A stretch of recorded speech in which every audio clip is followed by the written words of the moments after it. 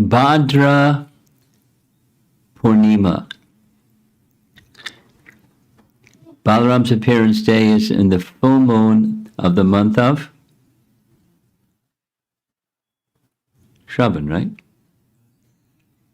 Balaram's appearance day, Balaram Purnima, is on the full moon of the month of Shravan. And the very next day starts the waning moon. And that's this month, month of Bhadra. And Radharani's appearance day is on the 8th day of the waxing moon. Right? Is that right? Radhastami? 8th day of the waxing moon of the month of Bhadra. And then at the end of the month comes Bhadra Purnima. So this is kicking off the celebration for Bhadra Purnima for ISKCON Naperville.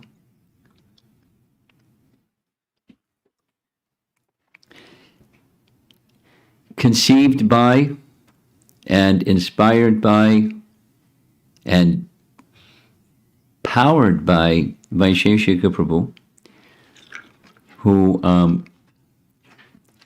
got this idea some time ago, a few years ago, based upon a verse from Srimad-Bhagavatam that says, in 11th canto, 12th canto? 12th canto, that says one who gives as a gift this Bhagavad Purana on a golden throne, doesn't say what kind of a golden throne, just as a golden throne, as a gift to someone, take it back to Godhead. No visa, no passport, no standing in line. Take it back to Godhead. Just give a gift of Srimad-Bhagavatam to somebody on a golden throne. I think the temple supplies golden thrones.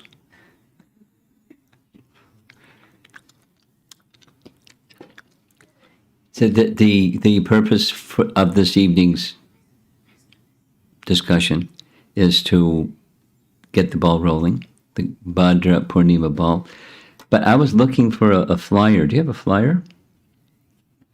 You know, I'll send you the old one, and then you can just change out the dates and put in current dates. Then you can send me back. Because it's good to have an image that says it all. The golden throne included. So, the Glories of Srimad-Bhagavatam. A very nice place to begin. Hearing the glories of Srimad-Bhagavatam. Well, there are many nice places to begin. Could be there's the Bhagavatam itself, speaking of the glories of the Bhagavatam. But I'm going to begin with Sanatana Goswami. One of his books is Stavamala. And in the Stavamala, there's this Krishna Lila Stava, that section of Stavamala, where he writes, and it's all about Sharva Bhagavat Prana. It's about the Bhagavatam. O Srimad Bhagavatam, O nectar churned from the ocean of all the Vedic scriptures. O most prominent transcendental fruit of all the Vedas. O you who are enriched with the jewels of all spiritual philosophical conclusions.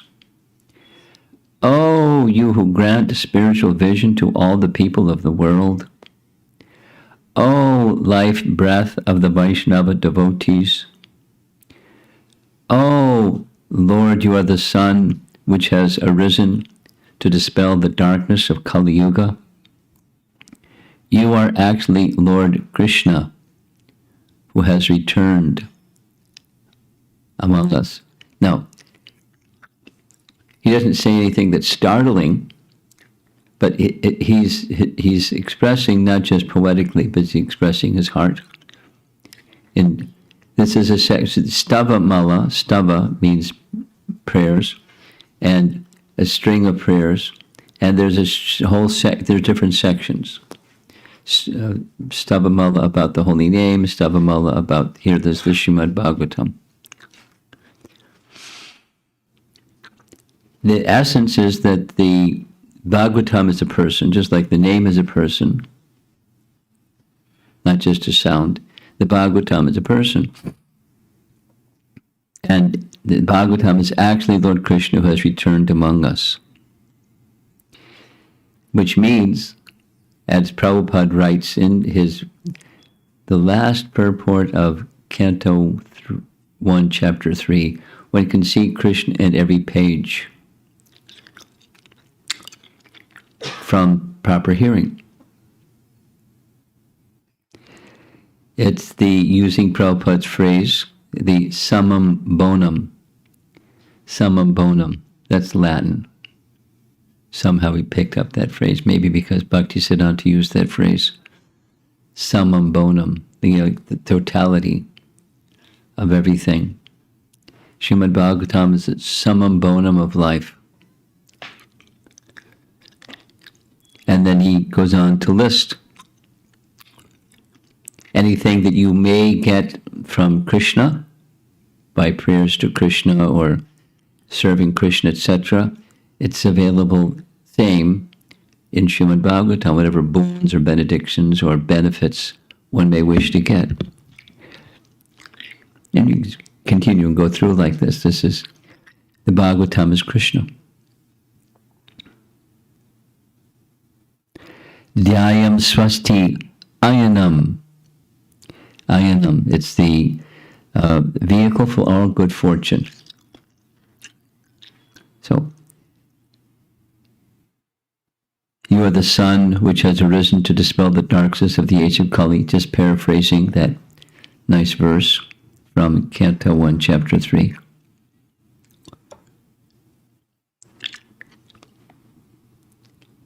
Another, O Srimad-Bhagavatam, I offer respectful obeisances unto you. By reading you, one attains transcendental bliss. For your syllables rain pure love of God on the reader.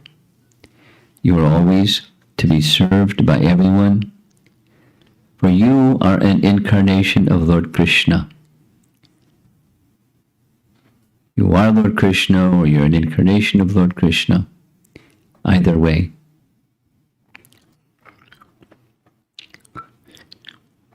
Oh, Srimad-Bhagavatam.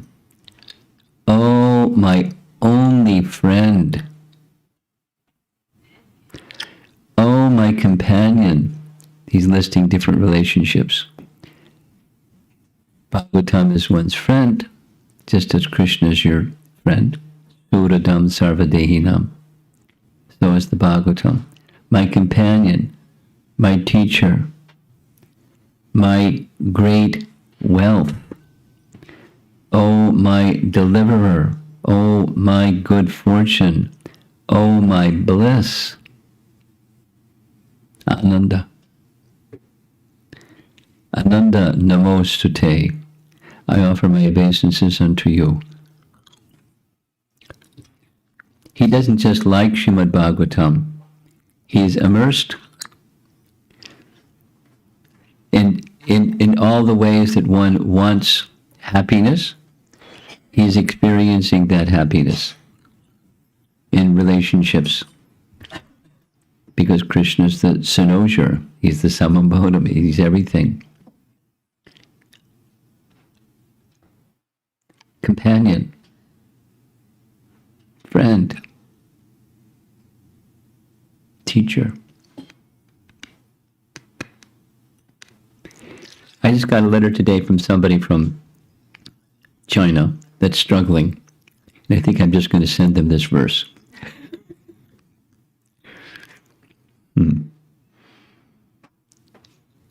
If there's no shelter, then it's very scary. Like a boat at sea with no rudder in a storm. Very scary.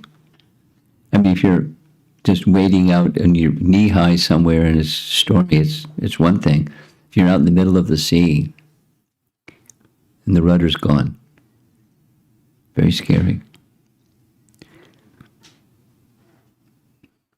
But Bhagavatam is that boat to cross with a proper captain. O Srimad-Bhagavatam, O giver of saintliness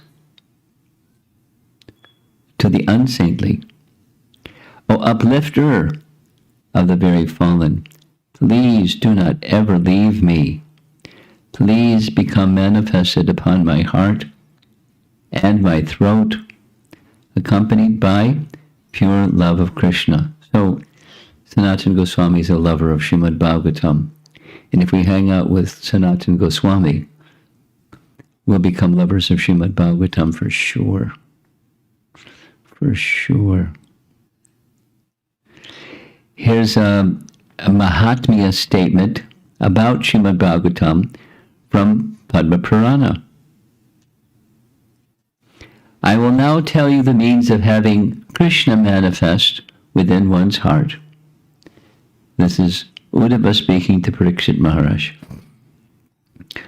When Lord Krishna is unmanifest, he will appear from Srimad Bhagavatam. Isn't this nice how the Bhadra Purana is glorifying Bhagavat Purana? Whenever and wherever the devotee Bhagavata hears and recites the book Bhagavata, at that time and at that place Lord Krishna personally appears. Wherever a verse of Srimad Bhagavatam or even half verse of Srimad Bhagavatam is recited, Lord Krishna and his beloved gopis manifest there. Isn't that nice? After attaining human birth in the land of Bharata, those who do not hear Srimad Bhagavatam due to sinful activities are committing suicide. A person who regularly hears or recites Srimad Bhagavatam delivers the forefathers of his wife, mother, and father. Hear Srimad Bhagavatam, please. Now, there's a very nice description where Srimad Bhagavatam is being glorified. And the image, this is, I think it's also from Padma Purana. There's a photograph here of a village in South India on the bank of the Tungabhadra River. And there was a very beautiful city. And in that very beautiful city, there was a Brahmana named Atmadev. And Atmadev was very wealthy, but he still went here and there begging because he was a bit of a miser and he wanted more wealth and more wealth and more wealth and more wealth. He was knowledgeable in the scriptures, but he was on the greedy side. And he had a wife. Dhunduli was his wife. And the description is that she was very beautiful, born in a high Brahmin family, but she had a vicious tongue. She was regularly engaged in criticizing, finding fault, speaking cruel in a talkative, miserly, and quarrelsome manner. And other traits, she was very, very expert in her household affairs. She wasn't lazy, she did everything very nicely and very carefully. And Atmadev and Dhunduli, after some time in marriage, they had no children. And they were very anxious about not having children. And after some time, Atmadev, out of deep frustration, he went to undergo austerities. And in his mood of sadness from not having children, he got into the mood of wanting to give up his life. Some time passed, and a sage passed by and saw him weeping. he was trying to meditate, but he couldn't meditate because he was feeling so sad. So the sage asked him, "What's wrong? Why are you feeling this sadness?" And Atmadev opened his heart. He felt inspired by this holy man and described the wickedness of his life, miserly and greedy and wanting not so much welfare for others, and maybe because of his sinful activities in this life or previous life, he's now bereft of even the simple act of having a child, and he was in a moment of despair ready to give up his life. Please save me. So the sage discussed with him about what happened with King Sagara in the, I noticed the girls have this Ramayana coloring book. That's a Ramayana coloring book. Do you know who Sagara is? You know who Ramachandra is? And Ramachandra's father? Dasarath. Very good. And Dasarath was in the line of the Sun dynasty. Who was the head of the Sun dynasty? Ikshvaku, right? Ikshvaku? Ikshvaku was the son of Manu, Vivasvata Manu, and Manu was the son of Vivaswan, the sun god. So they're in the Sun dynasty, Ramachandra. But going back some generations was King Sagara. He's described in the Bhagavatam. So this book, this little story from Bhadra Purnima is describing the same thing, where the sage was saying King Sagara, he was also not having children. And he went through great difficulties, but finally he had children. And Atmadev was kind of still in this desperate mood. If I can't have children, then what's the use of my life? I'd better give up my life. That would be better. So then the sage described the story of King Chitraketu. It's also in the Bhagavatam. So it's narrated in Bhadra Purnima by a Brahmin or a sage to Atmadev.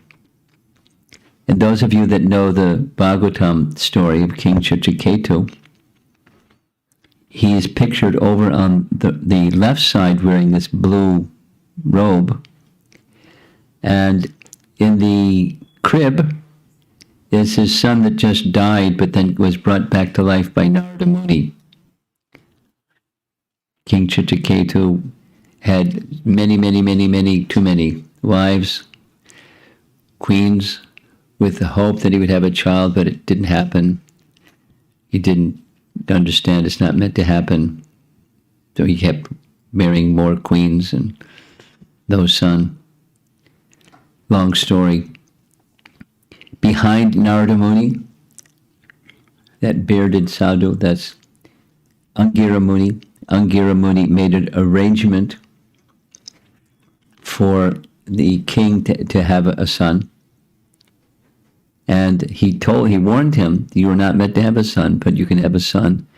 But he will bring you both happiness and distress.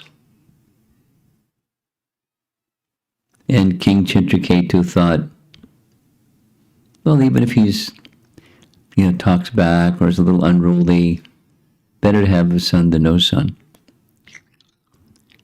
Little did he know. It's not just he talked back, he didn't get to the point of talking. When he was still a little baby, the other queens who also had no son poisoned the child. So he learned his lesson, because the child came back from the dead at Narada's encouragement and told him transcendental knowledge so that the king could hear. So the king got it. But Atmadev heard the whole story, but he didn't get it. He's still attached. So very much like what Angira did, the sage did. He gave him a mango and said, if you give this mango to your wife, and for a whole year she eats only one meal a day, then at the end of a year you'll have a child. So he came back very happy. Dunduli was given the mango. She thought, well, it's great they can have a child, but I don't know about this fasting like this for a whole year. And she began to consider her disqualifications. She became humbled by the circumstance and filled with anxiety about what to do. She didn't eat the mango. And Dunduli had a sister, doesn't give a sister's name, but his sister was pregnant. And she asked her sister, what should I do? What should I do? Terrible situation. So her sister said, I have a suggestion. I'm pregnant, and I'll discuss this with my husband, but when the child is born, we can give you the child to take care of. And no one will know the difference. You can tell everybody you ate the mango and you're waiting for your pregnancy, and the child will be yours. So Dunduli thought that's a really good idea. It wasn't a really good idea, but she thought it was a really good idea. So she agreed. And they fed the mango to a cow to see what would happen. And sure enough, after some months, the cow gave birth to a male child, a boy. But he looked a little different than most boys. He had ears that looked like a cow. There was Dunduli's cow, so she and her husband, Atmadev, they accepted the child as their child. They named the child Gokarna. Gokarna. He had ears like cow. Gokarna. And Gokarna turned out to be a very qualified person. But the child that was born, that was really his sister's child, he was really bad. Dundakari. And as he grew up, Dundakari became like really, really bad. Really, like, all the bad things you can say about what people do that's bad, he did them. And he was very, very cruel to his father, very disrespectful to his mother. After some time, his father left home. Again, went back to the shore of this river and spent the remaining portion of his life. He was quite old at that time, and left the world. That left Dundakari with his mother, and he harassed his mother so badly, she jumped in a well and drowned herself. So that left the house to himself. And Dundakari kept prostitutes and, did all bad things. So many bad things. But he, Dundakari and Gokarna, they had a friendship because they considered each other to be like brothers. This painting was picked because that sage looks like he has cow ears. Gokarna. Anyway, after some time, Dundakari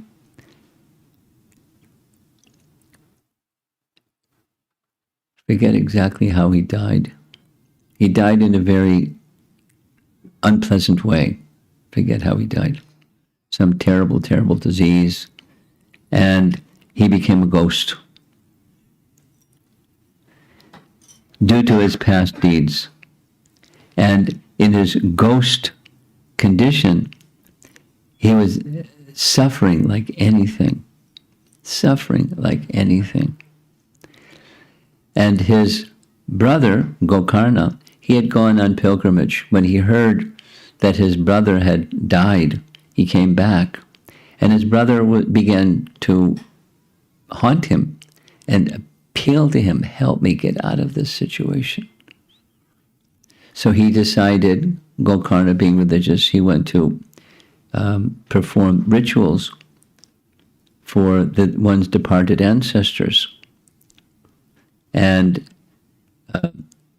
though all the rituals he didn't work, came back, Gokarna was pleading with him, please do something, please do something.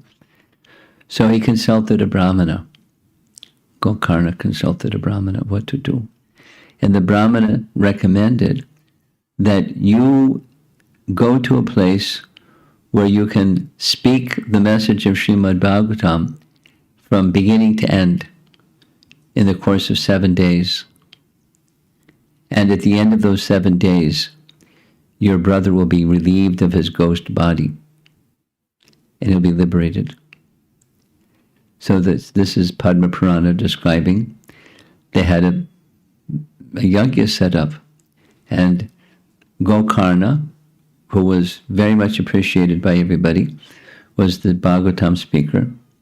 And because Dundukari was in this ghost body, he couldn't attend in a normal way, so he concealed himself inside bamboo poles by the side of the speaking place.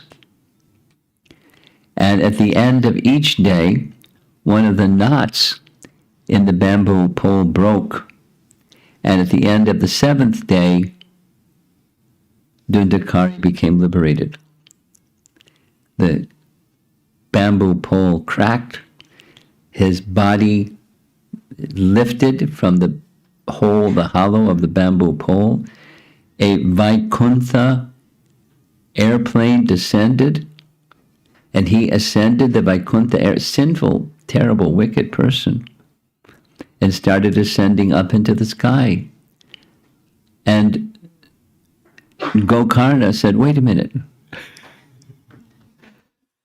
In this assembly, there were many other people who were hearing Srimad Bhagavatam, and they didn't get the same result that you got. So how is that? He said, I was listening very attentively because I was suffering so much. My life depended on it. So the people that were remaining, they said, let's have another reading. We'll be more attentive this time.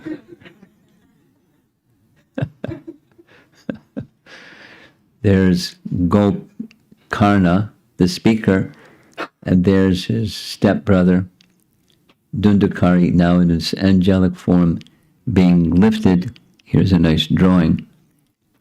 When Dundukari was speaking in this way, the sky became effulgent, and a Vaikuntha airplane appeared, carrying associates of, you can't read it because the Bhagavatam is in the way.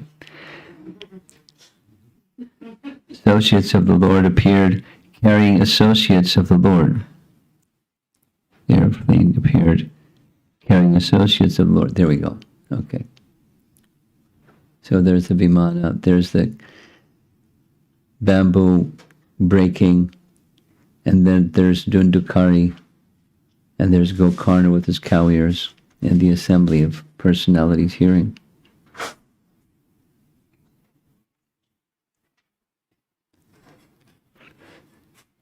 That's also in Padma Purana as the other reference to how important Srimad Bhagavatam is. There's a whole section, Bhagavat Mahatmya section of Padma Purana.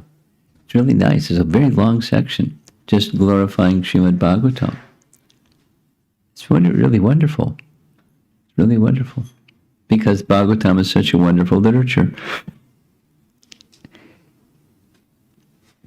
Here's a nice verse from Canto 1, Chapter 2. Yad anyudyasina yukta. With sword in hand, intelligent men cut through the binding knots of reactionary work by remembering the personality of God, and therefore who will not pay attention to his message. especially if you know you can go back to God in a Vaikuntha Vimana, especially delivered.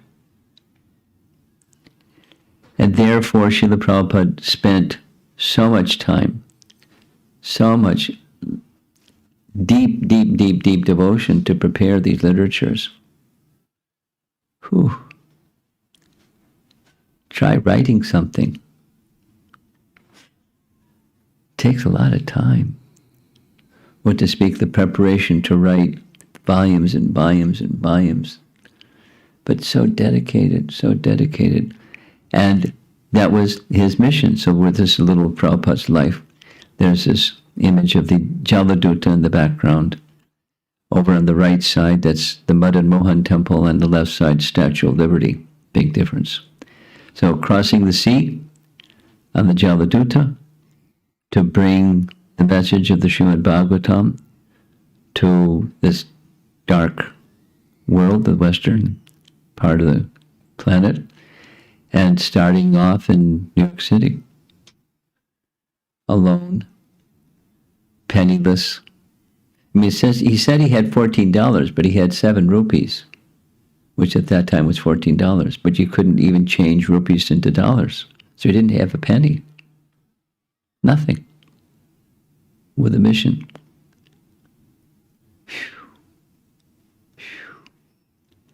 Great determination.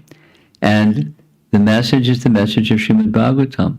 Shukadeva Goswami having his message repeated by Sutta Goswami to the sages of Naimisharanya. Very different scene than New York City or any other place of the world in our modern times. Another verse from the 2nd canto. The supreme occupation for all humanity is that by which men can attain loving devotional service unto the transcendent Lord. Such devotional service must be unmotivated and uninterrupted to completely satisfy the self. So what do you do if you don't really have a taste? Now, many devotees I know love the Bhagavatam, maybe not as much as Sanatana Goswami, but they love Srimad-Bhagavatam. My understanding is there's going to be a request of different persons to make testimonials about how the Bhagavatam has touched their lives. Is that right? Is that the plan? Just something for me personally. I can say one morning at the Potomac Temple, attending the morning class were Anutama and Rukmini, his good wife, and, a small number of other devotees. It's not a big congregation temple. At the end of the class, first person, Rukmini. She's very elevated Vaishnavi. And she said, could you share with us what it is that has kept you going in Krishna consciousness for so many years? And I hadn't ever been asked that question before. It was kind of a spontaneous question, a Rukmini kind of question. And they didn't have to think much. It just quickly came out. It said 2 things, well, 3 things. 3 things. Prabhupada, the holy name, and Srimad-Bhagavatam. And Srimad-Bhagavatam is my deity, my life and soul. And that is true. So that's kept me going for a good number of years. The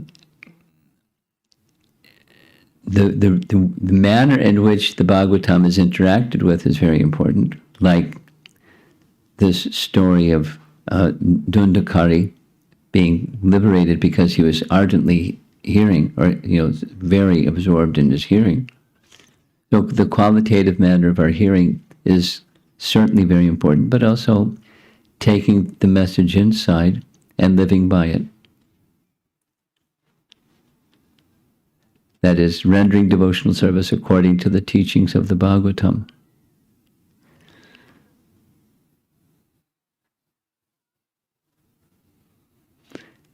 Maybe some of you attended the Manashiksha seminar. How many here attended the Manashiksha seminar, at least, or heard it recorded? It's good. It's Raghunath Das Goswami, and the concluding section of Manashiksha is very elevated, and it's describing entrance into the kind of love that we've been speaking about during Radhastami, the kind of love of Srimati Radharani that Raghunath Das had and was teaching how to get there. And in Bhaktivinoda Thakur's commentary on that section, Bhaktivinoda Thakur's commentary mentions the very same thing that we find in Nectar of Instruction by Rupa Goswami, verse number 8. Those of you that have taken Bhakti Shastri, maybe some of you even have taught Bhakti Shastri. In verse number 8, it gives stages of absorption in chanting the holy name, and absorption in Krishna consciousness. And it's right in the purport of Nectar Devotion, Nectar Instruction, text number 8. You can look at it later. And Bhaktivinoda Thakur expresses the same thing in relation to Manashiksha. And it's a degree of absorption that carries one to the stage of perfection. And the stage of perfection is accessible even through Srimad-Bhagavatam, just reading, hearing, absorbing oneself in Srimad-Bhagavatam carefully. By serving those devotees who are completely freed from all vice, great service is done. By such service one gains affinity. That's chapter 16. Affinity for hearing the message of Vasudeva. Then the next verse. The personality of Godhead Sri Krishna, who is the Paramatma Supersoul in everyone's heart, and the benefactor of the truthful devotee, cleanses the desire for material enjoyment from the heart. Of the devotee was developed the urge to hear his messages, which in themselves virtuous when properly heard and chanted. That's 16, 17, and here's 18.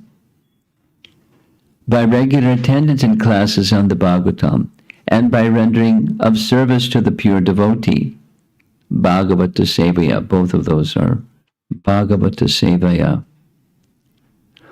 All that is troublesome to the heart is almost completely destroyed. Why not completely destroyed? Almost completely destroyed means it's a stage. Nashta Prayeshu, Abhadreshu. That's the Nishtha stage. Keep going. When you get to the Nishtha, almost destroyed stage, keep going. And something comes after Nishtha. Nashta Prayeshu, Abhadreshu, Nityam Bhagavata Sevaya, Bhagavati Uttama Shloke, Bhaktir Bhavati. Transcendental devotional service becomes established, Naishtaki, as an irrevocable fact. And 19, as soon as irrevocable loving service is established in the heart, the effects of nature's modes of passion and ignorance, such as lust, desire, and hankering, disappear from the heart. Then the devotee is established in goodness, and he becomes completely happy. Sounds like a nice path. Thus established in the mode of unalloyed goodness, the man whose mind has been enlivened by contact with devotional service to the Lord gains positive scientific knowledge of the personality of Godhead in the stage of liberation from all material association. What's after that? Here's text 21. Thus the knot in the heart is pierced. Vidyante hridaya grantis chidyante sarva samshaya, and all misgivings are cut to pieces. The chain of fruitive action is terminated when one sees oneself and one's master, drishta evatmanishvare. And then, certainly therefore, since time immemorial, all transcendentalists have been rendering devotional service to Lord Krishna, the personality of Godhead, with great delight, because such devotional service is enlivening to the self. This chapter 2 of Canto 1 is very powerful, as the Bhagavatam is very powerful. It's laying out the step-by-step sequence of becoming freed from material contamination up to that stage of completely connected to Krishna. And Bhagavatam has the power. Anyone who immerses himself in Srimad-Bhagavatam knows that to be a fact. And especially if one associates with those who have such affinity, one experiences it even more directly and swiftly and powerfully. Moving from Canto 1, Chapter 2 to Chapter 3, here's the celebrated Light of the Bhagavat verse. This Bhagavata Purana is as brilliant as the sun, and it has arisen just after the departure of Lord Krishna to his own abode, accompanied by religion, knowledge, etc. Persons who have lost their vision due to the dense darkness of ignorance in the age of Kali shall get light from this Purana. That's the BBT illustration for that verse. There's the light of the Bhagavat being held up by Vyasadeva, showing Krishna in the spotlight of the Bhagavatam, and down there is the dark age of Kali. It's a very nice verse.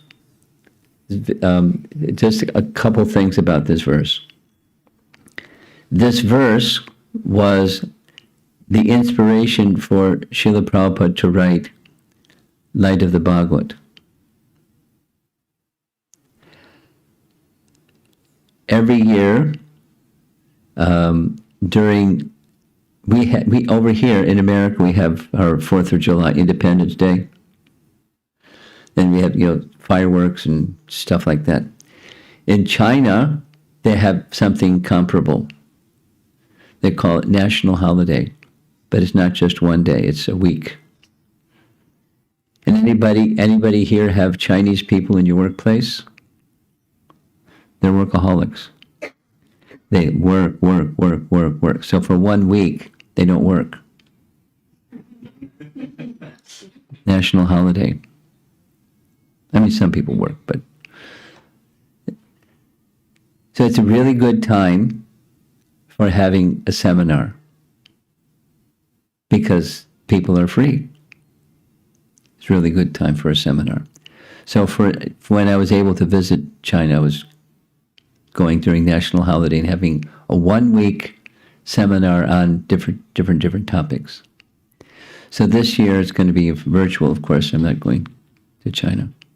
They're not going anywhere either. So the topic for this year is Light of the Bhagavat. A whole week of Light of the Bhagavat. Light of the Bhagavat. And so a little sharing. But how did Light of the Bhagavat manifest? There's a nice story. You want to hear the story? Sure. It's Prabhupada's story. 1961. No, Prabhupada left, he got on the Jaladuta in 1966. So wind the clock back 5 years. And Prabhupada was, he had not yet taken sannyas. He was living in Vrindavan, at Vangsi Gopal Temple. It's not really a temple. It's just a family's home. On the ground floor of their large home, they have a temple. So it's called Vangsi Gopal Temple. And he had a little tiny room. I mean, I have photographs of the little tiny room. It's a really tiny room. It's like a big closet. That was where he stayed for about a year before he went to Radha Damodar Temple. And he was meditating on the instruction of his spiritual master as his life and soul to go to the West. In the course of his going here and there, preparing Srimad-Bhagavatam and starting Back to Godhead magazine and all those things that he was doing, someone, an acquaintance, gave him a little flyer. The flyer was an invitation to an event in Tokyo for speakers from India to go to Tokyo and participate in something like celebration of the human spirit. So Prabhupada wrote to the organizer, and the organizer wrote back, giving him a letter of invitation so he could get a visa to attend and be a speaker. So they had some communication back and forth. What was going to be, the topic was going to be, Prabhupada was consider people from the Far East, they particularly appreciate understanding life through experiences in nature. That's at least the perception that he had. And so he took a chapter from Canto 10, which is just about nature. It's the autumn season. The rainy season, followed by the autumn season. And it's just speaking about, what's going on in Vrindavan during the rainy and autumn season. And he then, Prabhupada, composed a 20,000-word text, which he called Light of the Bhagavad. And through those texts, and of course, aided by the commentary of our acharyas, he was describing, for an audience he hadn't met yet, how to understand Krishna and how to appreciate virtues and values of life through nature, through chapter 20 of Canto 10. He never went because he didn't have money for a plane ticket. So he didn't even get a visa, but he didn't go. But he had a whole plan. His spiritual master said, go to the West. He was going to the East because there was an invitation. So he was, periscope up. I'm going to go check it out, see what I can do. It never got published.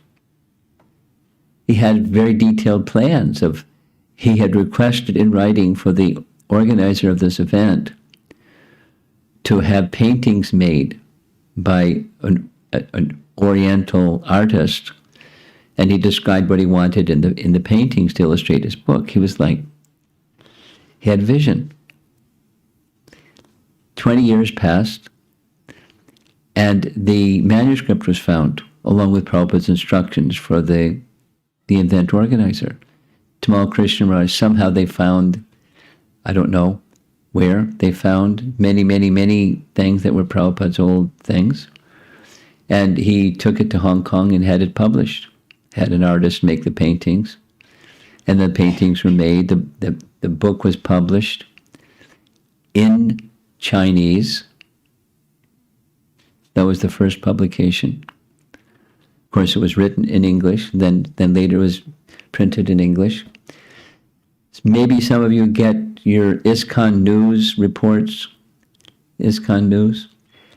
Just recently, somewhere in Brazil, in a fancy mall, the devotees arranged a whole display for Light of the Bhagavad in a mall in Brazil. I mean, every town and village, right? The plan was Tokyo. So I'm going to be teaching Light of the Bhagavad. I'm speaking about what's on this slide here, for the national holiday this year. But the bad news was the book was out of print. So I asked him, is there some way you can get it in print in time for the October 1st through 7th national holiday? Because I'd like to promote the book. They said, first we have to find the manuscript. They couldn't find the manuscript.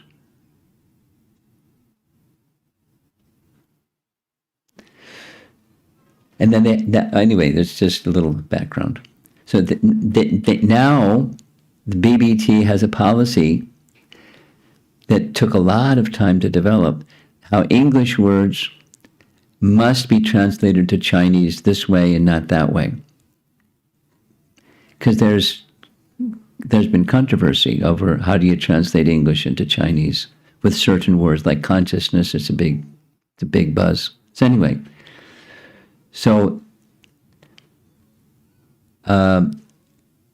a Chinese PDF was found. And they converted the PDF into digital. The devotee that is in charge of this part of the BBT, he very kindly gave his undivided attention and went through the whole document, the whole book, to see if there changes were needed for a digitalized version of the text. And I just got a message this morning that it'll be printed in time for the national holiday. So we'll have the devotees who are attending this event. And my guess is it's going to be well over 300. Somewhere between 300 and 400 people every day, twice a day, morning and evening, attending the national holiday presentation. I'm speaking in English. There's slides in English, Chinese, and someone translating into Chinese, going through the whole light of the Bhagavad. Which, how in this dark age of Kali, light can come. That Prabhupada chose that title to introduce the message of the Bhagavatam to the Oriental part of the world. Chapter 20 of Canto 10. It's really nice. And when I'm done doing that for the Chinese holiday, I plan to do it again in English in America. It's very exercising to create, something that presents this properly. So, light of the Bhagavad. After Krishna's departure, soon after Krishna's departure, the Srimad-Bhagavatam appeared. As the sun sets in the west, the full moon, as brilliant as the sun, appeared on the eastern horizon, Bhagavatam, to give light in this dark age of Kali. And it's that kind of literature. It does. And I don't know what inspired the devotees in Brazil to put light of all things they could have done, light of the Bhagavad into a mall. But, big displays, and iskonnews.com, I think, is where it reported like that. So this is Canto 1, Chapter 3, verse 43. Going back, Srimad-Bhagavatam is the literary incarnation of God. And it is compiled by Srila Vyasadeva. There he is on the right. The incarnation of God, it is meant for the ultimate good of all people, and it is all successful, all blissful, and all perfect. I mean, who can write some advertisement like that?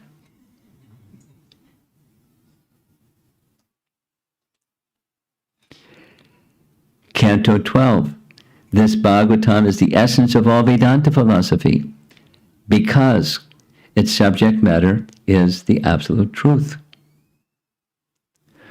which, while not different from the spirit soul, is the ultimate reality, one without a second. The goal of this literature is exclusive devotional service unto the supreme truth.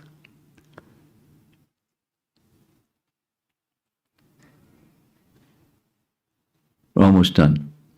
Srimad-Bhagavatam is declared to be the essence of all Vedanta philosophy, saying something quite similar as the previous one. One who has felt satisfaction from its nectarian mellow will never be attracted to any other literature. And this is the last slide, the treasure of transcendental wisdom. Now, if I had a Bhadra Purnima poster, that's what would go in the next slide. But instead, we just got a blank wall. But you send that to me, that's what I'll... Okay. Bhadra Purnima, how many more days? Well, huh? How many more? September 10th. 10 days. 10 days, 12 days. Do I hear 13? Very soon.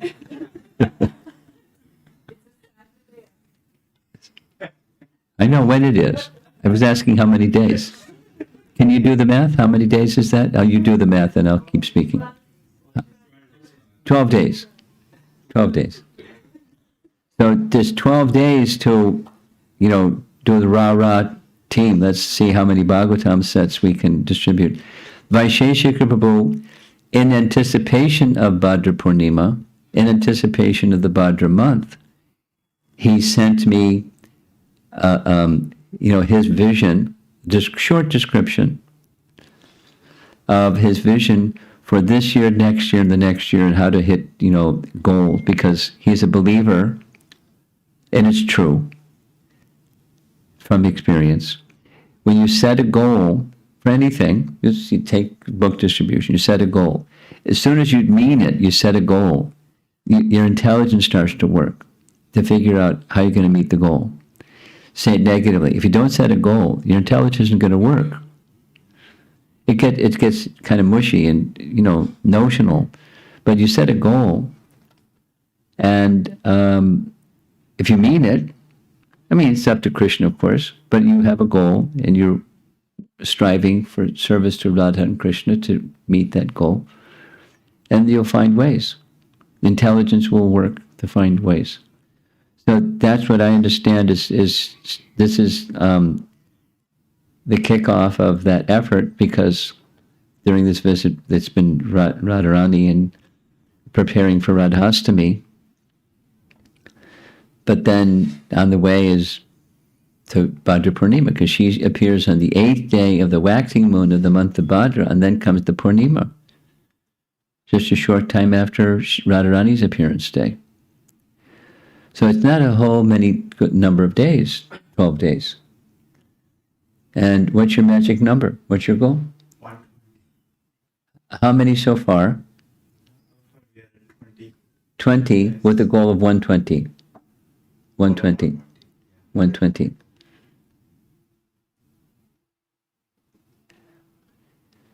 So if you know persons that don't have Srimad-Bhagavatam, or persons you think it would be really nice if they could have Srimad-Bhagavatam, you can encourage them to purchase Srimad-Bhagavatam, or you can make a gift of Srimad-Bhagavatam to them. And there's so many other options. I'm sure you'll hear more about what the other options are.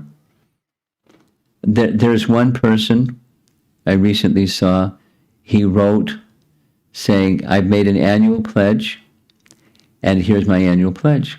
And it's with $300 for a set of Bhagavatams. So people can do that. And it's not him, he has his own Bhagavatams, he just wants to do this every year. Well, so take it seriously, because if you don't take it seriously, it's just notional and you walk out the door and nothing will happen.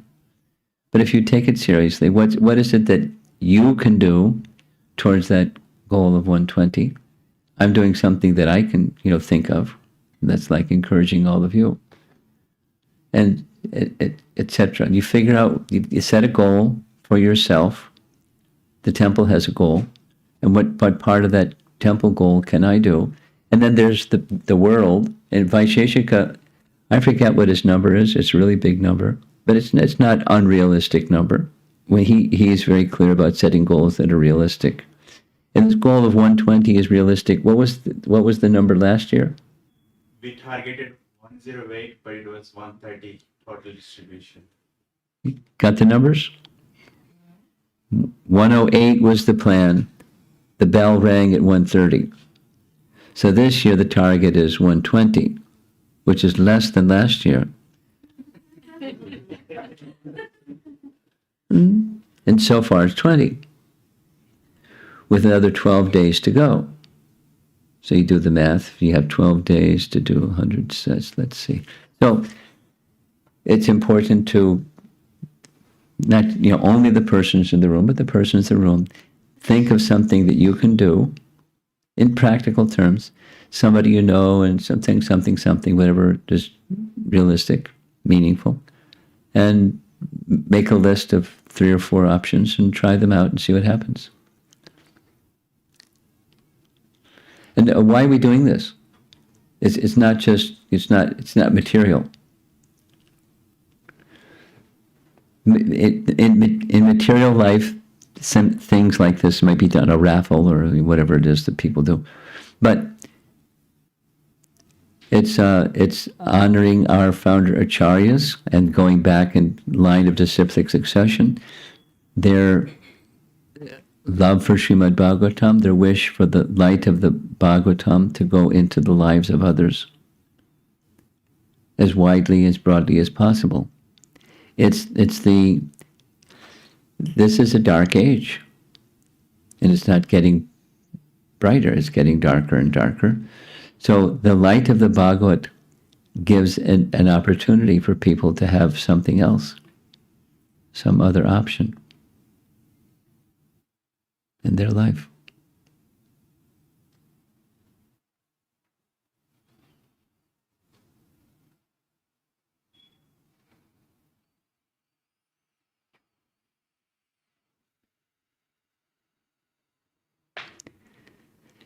And then comes the fun that comes after that. After there's so many Bhagavatam sets out there, then to encourage people to read the Bhagavatam, to have reading groups, or persons, 1 or 2 people that read together, or some other program. And by doing that on a regular basis, something happens. The heart becomes cleansed, transformed. The way that you see the world starts to change. The world may be quite the same, but the way that you experience the world around you will start to change. And then you can be an instrument or a beacon of light to help transform others just by that light of the Bhagavad that's gone inside you. And then you do that collectively, and it adds light in this dark age of Kali. It's very powerful. That's our Acharya's plan. That's Vyasadev's plan. It's Prabhupada's plan. It's our predecessor Acharya's plan. Bring light into the dark age of Kali after Krishna's departure, where religious principles take shelter.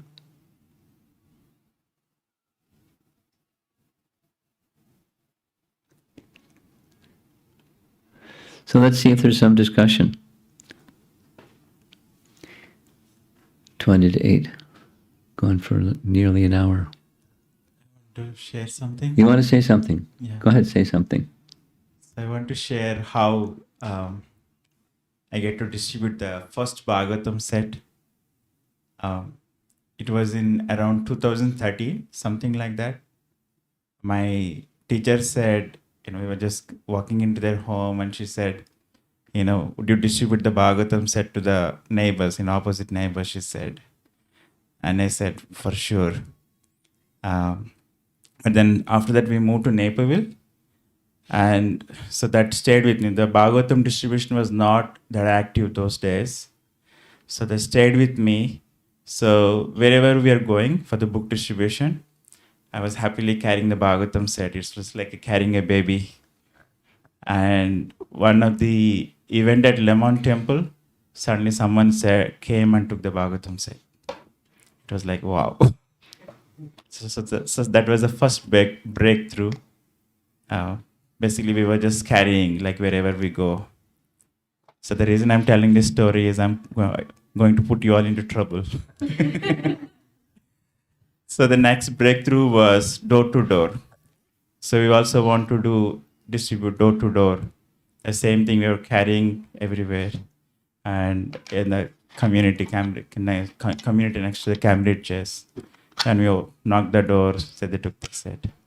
So what I'm going to ask is, we have 50 sets sitting in the garage.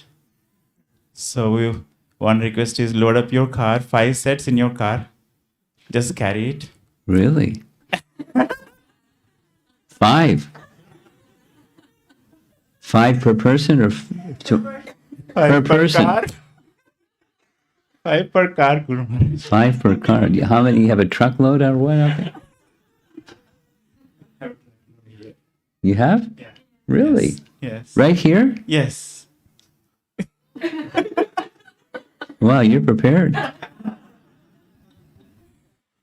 So the idea is, we're also having a glorification series inspired by Devi Murti Mataji's inspiration. We're going to want to fill our consciousness with the glories of Srimad-Bhagavatam. There will be we said testimonials or classes morning and evening. So please don't miss. These are all going to be personal, like how Bhagavatam touched each of our lives. And yeah, please carry 5 sets with you. We don't know where Krishna, will open the door. So that's it. And we will have a special celebration on September 10th. Hare Krishna. 5 sets. Good luck. But if you have an idea and some vision, some plan, then why not? Why not?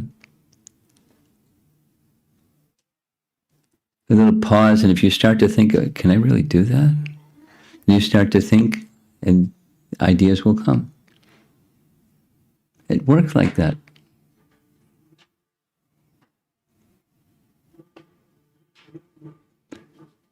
I remember the first time Vaisheshika Prabhu presented this concept of setting goals. I don't know if any of you have had the experience, anyone who has had the experience of being before him when he's speaking about book distribution. He's a really inspired and therefore inspiring personality.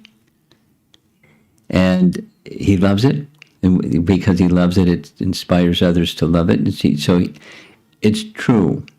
We had this, meeting where making pledges.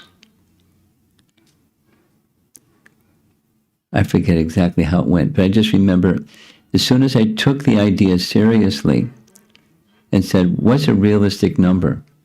And then started zeroing in on a realistic number. Immediately, I started thinking of ways to achieve that realistic number. And until I put a number to it, it was just notional and blah, blah. But it started taking shape as soon as there was a commitment. And, when you make a commitment, it's like you mean it. You don't know how exactly it's going to happen. You have some possible ideas. But even the possible ideas don't form until you start making a commitment. It just works that way. The whole thing, goals are powerful. It's one of his sutras. Goals are powerful. So set a goal for yourselves. 12 days.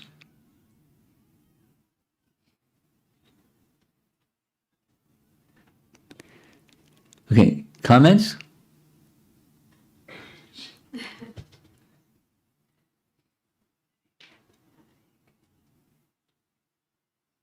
Guru Maharaj, I wanted to add to what Prabhu said.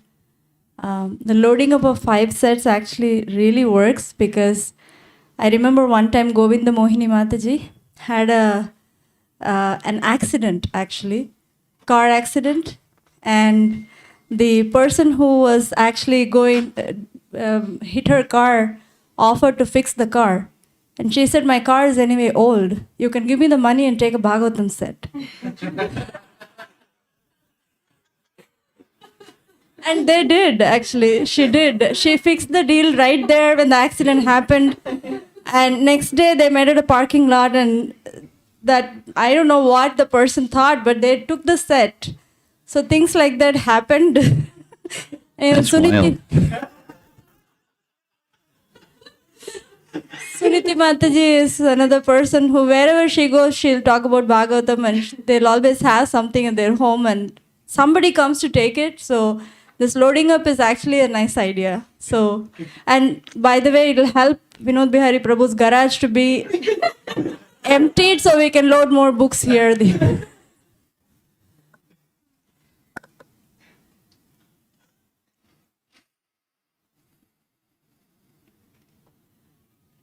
I never heard that one before. How long ago was that?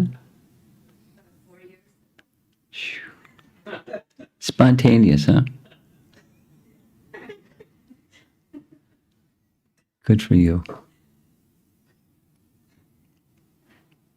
Experience. Okay. I was in Bangalore. Bangalore. I was going for collecting fund, life membership. Speak into the microphone. I was a life membership preacher. Yeah. My driver is driving, and in front of me there was one car going, number 777. Membership fee was that time 7,777 with Bhagavatam set. Then I stopped him on the road. He said, "Why did you stop? Why Swamiji? What do you want?" No, I want to know how you got this number for your car. We are making life member, giving is the same rate, 7,777 we are charging. Why don't you take this Bhagavatam set with membership?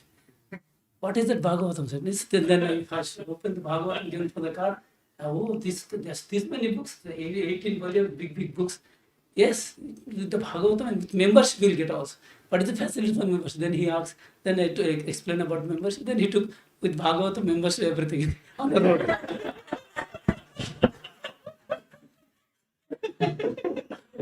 That's spontaneous. And if you're not thinking like that, it's the opportunity won't manifest. It'll just be another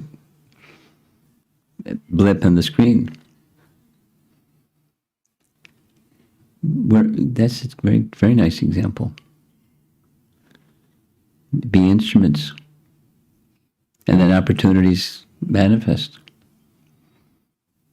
and inspiration. Very good. Anyone like to share anything, speak anything, ask anything? Or we'll close up. Yes?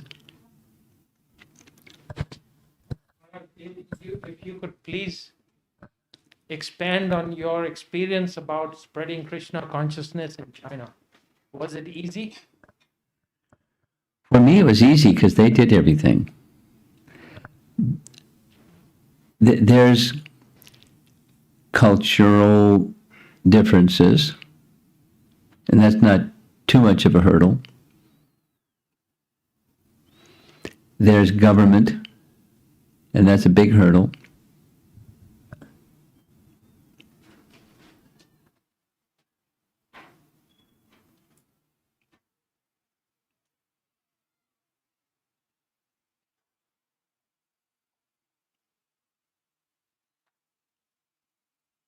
My experience is, speaking in a general way, of course there's the whole spectrum of types of people, but the types of people who would come to programs that we would do, often, public programs would often be in yoga studios, and that's how it would start. But there's the heart's attraction it's a perfect fit for Chinese people and Chinese culture.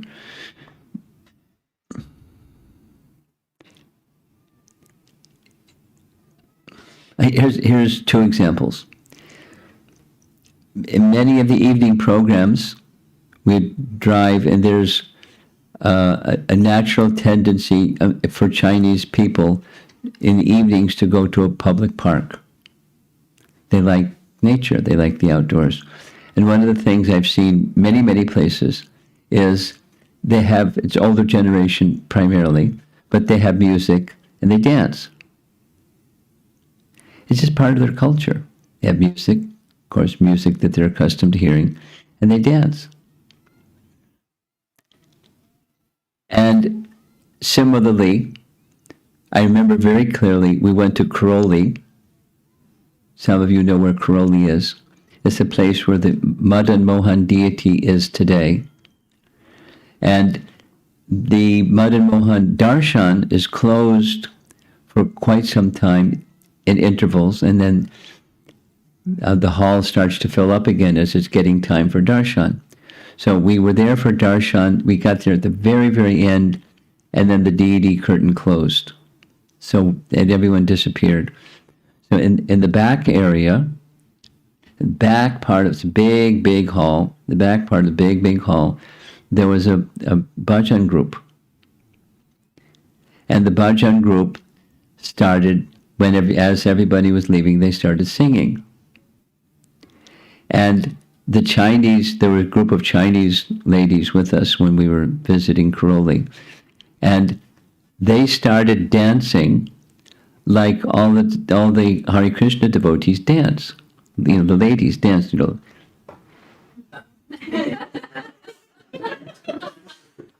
You know, all the hand gestures, the motion gestures, moving in a circle, just completely like, you know, they were trained up to do all this nice dancing.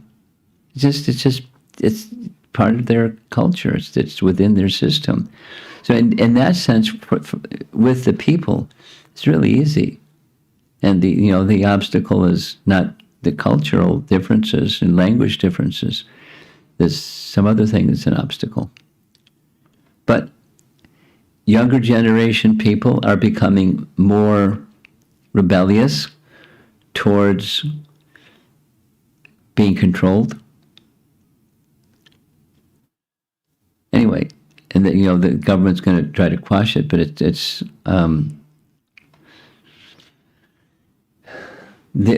to be a kaboom, a phenomena, as far as I can see.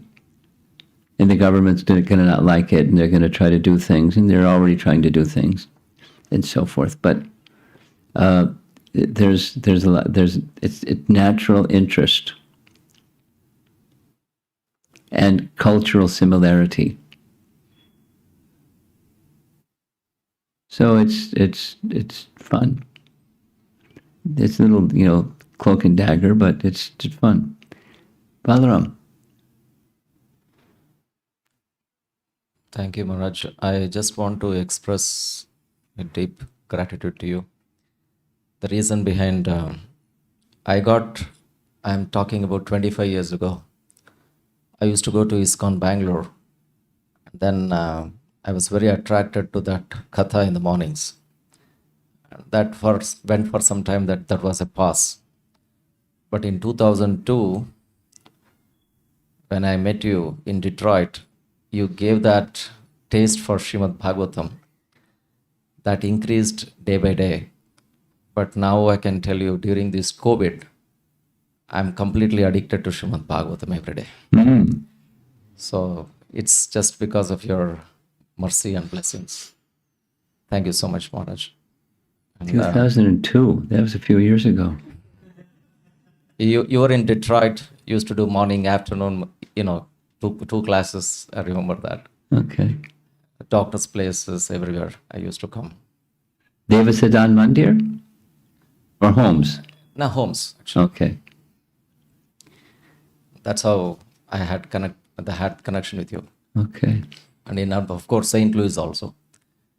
Anyway, that the increase now, because of that COVID, past 3 years, that Bhagavatam, what you are giving classes, I think not just me, everybody got attracted to that. So thank you for that, Maharaj. Well, thank you for your thank you. I had one question.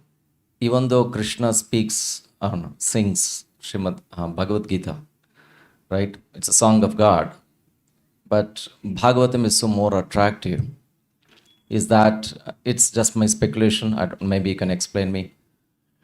Even though Krishna's pastimes, everything is there in Srimad Bhagavatam, I can see, other than 10th canto, all others are dealing with the devotees of Lord Krishna. So what does that mean? Basically, your glorification of devotees will give more connection to Krishna? I just want to understand. Well, you're perhaps overstating what the other cantos besides Canto 10 are about.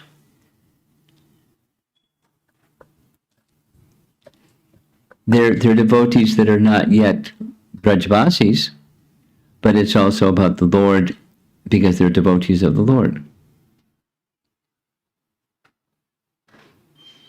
But I'm looking at this interesting mirror on the wall here. It's a circular mirror, and then there's little like rays coming out from that circular mirror, like rays of light of the sun, and then little balls.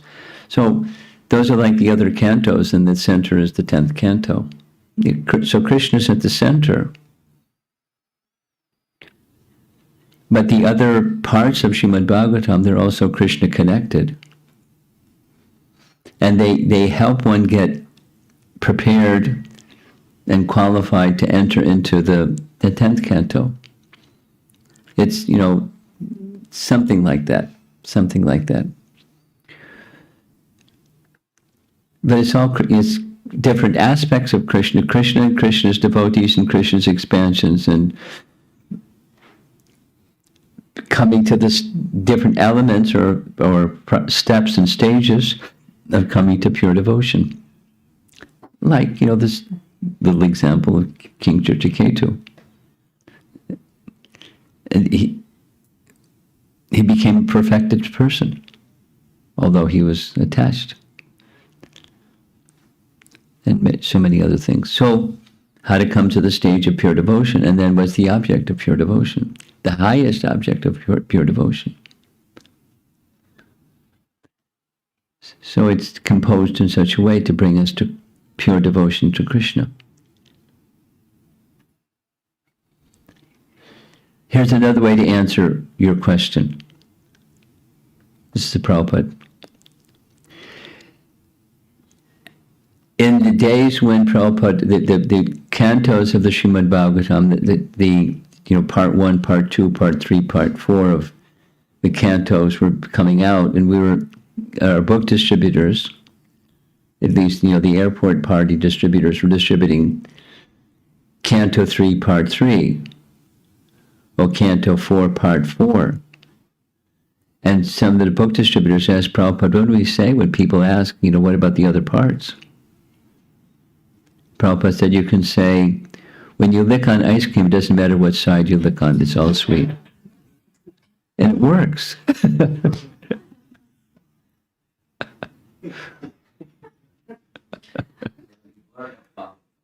Yeah.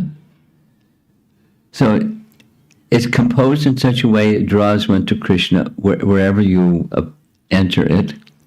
But then it also has a big, there's in stages from 1st to 12, Canto 12, by design. So it's nice to read sequentially. But if one doesn't, it draws you to Krishna. That's what Bhagavatam does. The samabonam, the absolute truth. There were two parts to your question. There was only one part. What's the other part? The other part was glorification of devotees, that most of them in Srimad Bhagavatam, like Prahlad Maharaj and Dhruva Maharaj. And Well, it's the process and the characteristic of one who's properly situated in the process of bhakti. Moving from, in Dhruva, from unqualified to qualified, but what's the qualification that moved him? And, Prahlad is Prahlad, Vaikuntha Prahlad.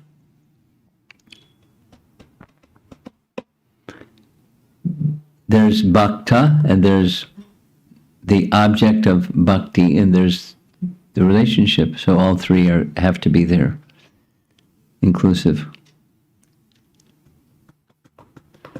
You want to say something, Aruda? We can give the microphone up here.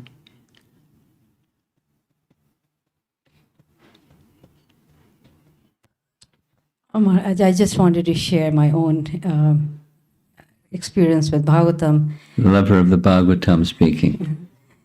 Just with children, I've been doing classes, online classes for over 10 years, and I've seen the difference in children, how they evolve after they hear regularly Bhagavatam. And and also, yes, and so when I do my seminars on homeschool, on parenting, I notice how most of the parents are not willing to do homeschooling. So I've been trying to emphasize the reading of Bhagavatam for children who are going to school, and it makes a very big difference. And that was my inspiration to do these guidebooks, Canto 1, 2, 3, 4. And now we're working on 6th Canto, just so parents who cannot homeschool and they're not willing to homeschool, they can still inculcate in the children the love for Bhagavatam. And so It's life-changing. it's life-changing. Character building. It's something that's so important in parenting. Just Bhagavatam will address it naturally, spiritually. You have something? Guru Maharaj. Just the contemplation, Guru Maharaj, just wanted to hear from you. It's very inspiring, the whole class and the devotee sharing, but I've been struggling something in my heart, so just want to share that. You're mentioning about this goal setting and how it actually manifests and the intelligence comes through Vaisheshik Prabhus, but of course it's true for anyone. I've been trying probably since I began devotional service, but every time it's just so, I'm sorry. You set goals that are spiritual and you don't make it, and you feel defeated or something. Yeah, it's so disheartening. And as you're describing, I was remembering all through my academics or work, whatever I said, I just work and it was just happening. Of course, I mean, not just the hard work part, but definitely Krishna's mercy, whether I recognize or not. This is now academic versus spiritual. That's what you're making this comparison? Yes, Guru Maharaj. So I'm just thinking, I mean, I understand Krishna may be teaching for me, but just want to express that because of that disheartening and feeling of despair, I feel I'm not reciprocating enough for the mercy that I'm receiving. Well, maybe hit the reset button, and when you're striving spiritually, there's an important companion type of consciousness or realization that's needed, or consciousness and then realization, and that is you can't do this on your own. Material things may seem like you're doing it on your own, and that's illusion, but spiritual things don't work that way. Purposefully. Because spiritual things doesn't mean material consciousness becomes strengthened. It means your sense of connection with Krishna becomes strengthened. So the calling out, the prayerful mood, on behalf of Krishna. So the Krishna factor of setting goals and striving for those goals is an irreplaceable component. And then when that Krishna consciousness is there, whether the goal is reached by your calculation or not, Krishna consciousness is there. Just wanted to hear from your personal experience. I'm sure you would have faced many obstacles. I'm just giving you the realization.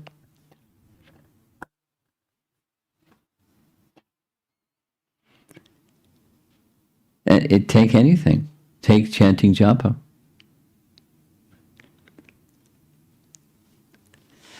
The stage of absorption is not possible on our own. I know that's easy to say, and then what are you going to do about it?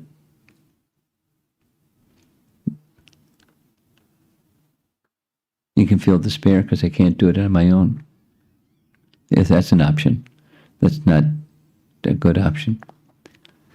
So then you cultivate depending upon Krishna as you're striving. It's effort and mercy. That's the principle. You've heard that so many times.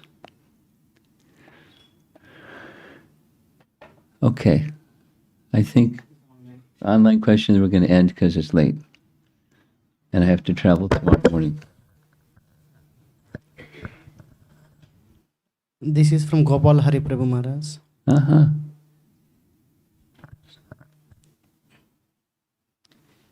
In comparison to other books, Srila Prabhupada spent most amount of time commenting on Srimad-Bhagavatam.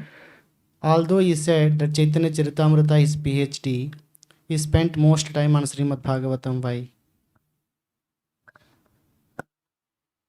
That's a comment. Why?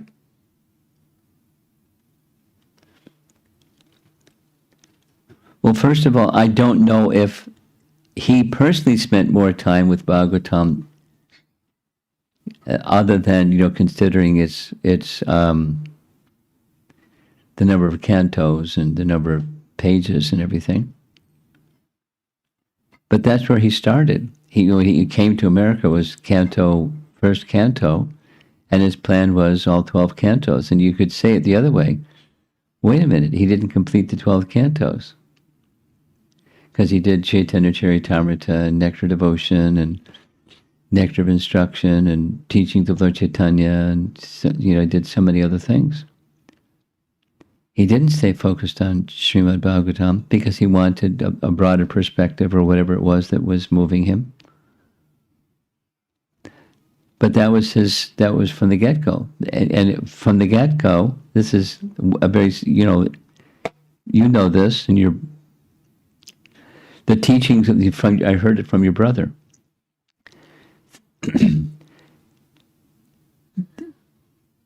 Srimad Bhagavatam is the highest teaching. The teaching of Lord Chaitanya is not different than the teaching of Srimad Bhagavatam. Therefore, Chaitanya Mahaprabhu's teaching is the highest teaching.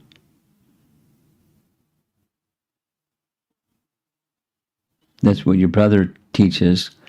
That was Jiva Goswami's strategy. To glorify Chaitanya Mahaprabhu, that his teaching is the highest. Srimad Bhagavatam is the highest. Srimad Bhagavatam is Lord Chaitanya's teaching, vice versa, and therefore Lord Chaitanya's teaching is the highest. So you start with the first one. And that's what Prabhupada's plan was. He was told, think about it, Gopal Hari, he was told, instructed by Bhaktisiddhanta, take the teachings of Lord Chaitanya to the Western world. Did he take teachings of Lord Chaitanya? Did he take Chaitanya Charitamrita? He carried it with him on the boat, but it was Srimad Bhagavatam is the teachings of Lord Chaitanya. So Srimad Bhagavatam, that was his emphasis. Something else online? I don't know this is from which devotee. I want to share that I have been taking guidance from Aruda Mataji's Srimad Bhagavatam books for my youth group. It is so nicely done with teachings of Srimad Bhagavatam for all ages. Thank you. Yeah, I've heard similar. Okay, thank you very much. Prabhupada ki jai. Remember, Srimad Bhagavatam says. Somehow.